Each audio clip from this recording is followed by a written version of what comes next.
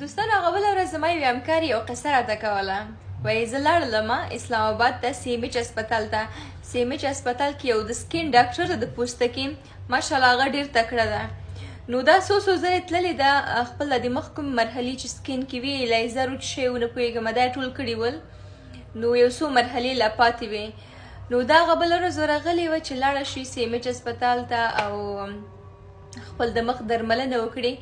نو وروسته له هغه نه د پولیسو له خوا نه بعد له د کرکټ موضوع نه، کرکټ چې کله افغانستان ویوړ او ځینې نورې مسلې شوې، کاکړ موضوعات شول، د افغانستانو د افغانانو ویستل د پاکستان، دا موضوعات شول. دې نه وروسته بس ځینې حالات نور هم کړکېچن شول، نو د مشکلات افغانانو ته زیات شول.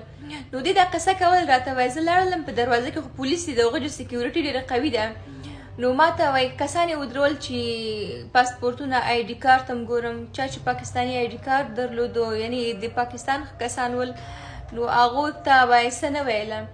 نو دا وایي موږ دې بیچارې ویلې ما پاسپورټ ځان سره وړی و، ویزا مې فکر وکړې یو میاشت مخکې ویزا راغلې وه، ویزا یې پوره اپډیټ ویزا ورسره وه، سپیشل برانچ مچم شی دا هر څه ورسره ول.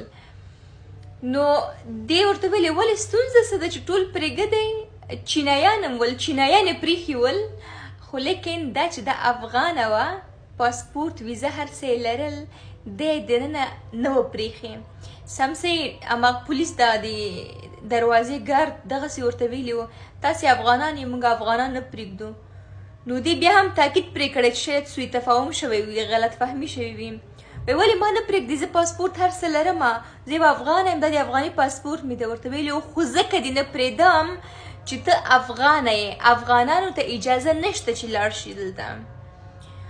نو ډېره خفه شومه، هغې دا قصه کوله راته. نو بس زما زړه داسې مات شو، ما ویل راشم زه نن دا قصه ستاسو سره شریکه کړم. داسې ګلان کرل کېږي، داسې یو حالت ده. او یو څه بل هم یاد کړم دوستانو، بس دا ځینې کسان چې کوم منفي فکرونه لري د هغو فهم ډېر ټیټ ده. زه نه غواړم چې خپل وخت ضایع کړم دا خبره وکړم، خو بس ما وویل چې زه دا خبره تاسو ته وکړم، دا ځینې نور دوستان چې کوم دي هغوی ته کوم سوء تفاهم پیدا نه شي. دا چې ما مثلا زه اعلان مې جوړ کړی و، 2-3 اعلانات ول دلته چې مثلا تاسې کولی شئ د پاکستان ویزه که غواړئ دغه ایجنسي ته راشئ، دی یې درته اخلي، افغانانو ایجنسي وه. دا صرف ما د دې پاک له دا اعلان وکړو، دا خبره ما وکړل چې راشئ، تاسې مې وهڅولی ورته، ځکه چې همدا اوس دلته ډېر افغانان چې کوم پاکستان کې دي هغه په دې مشکلاتو باندې اخته دي چې ویزې نه لري، او هغوی وایي چې موږ مرګ قبولو، بل طرف ته نه ځو. اوس مهال تر څه مودې همدلته موږ کښېنو تر څو چې ارامي راځي موږ بېرته ځو خپل هېواد ته. د دې له خاطره چې هغه یو څو کسانو ته چې په ویزه پسې ګرځي هغو ته لږ ارامښت پیدا شي، یو د حل لاره ورته پیدا شي. ما صرف دغو څو کسانو لپاره دا اعلان وکړو. او زه چې زموږ د افغان کډوالو ستونزې هر ځای کې وي چې زه څه معلومات هم لرم، چې زه څه هم کولی شم، زه خپل سر د خپلو افغانانو نه قربانوم، زه به تل په خدمت کې وم. نو پلیز هغه کسان چې منفیګرا دي، منفي فکرونه کوي، د دې نورو کسانو ذهنونه مه خشوه کوئ، سمه ده؟ الله پاک دې تاسې ته هدایت درکړي، هغه کسان چې منفي فکرونه کوي. دوستانو ستاسو له ټولو مینې او محبت څخه، له حمایت څخه ډېره زیاته مننه کوم.